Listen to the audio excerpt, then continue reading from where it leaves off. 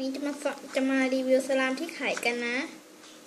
อีกทีนึงของวันนี้ยืดได้ค่ะทำจากเคี้ยวอีนะแต่เราจะไม่บอกส่วนผสมนะอันนี้รู้สึกว่าจะเป็นกลิ่นมะพร้าวใช่ไหมดมดูดิ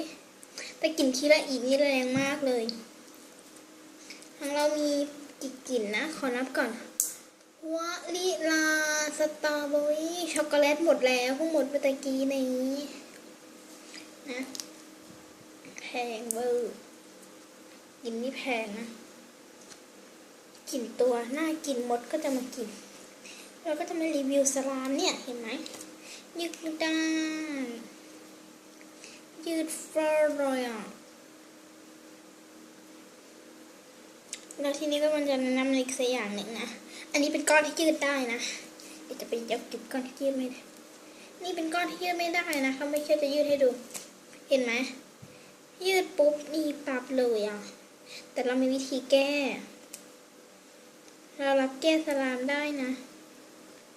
รับแก้สลามไม่กี่บาทหรอก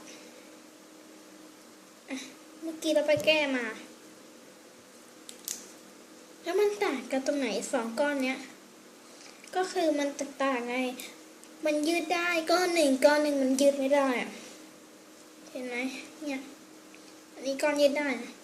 เห็นไหมมันคนละก้อนเนี่ยก้อนนี้เราก็แก้มาแล้วก็มันก็เลยยืดได้สองก้อนก็เลยก้ามันผสมด้วยกันแล้วไงแต่ข้างไหนมันยืดไม่ได้ก็ไม่อยากจะผสมนะ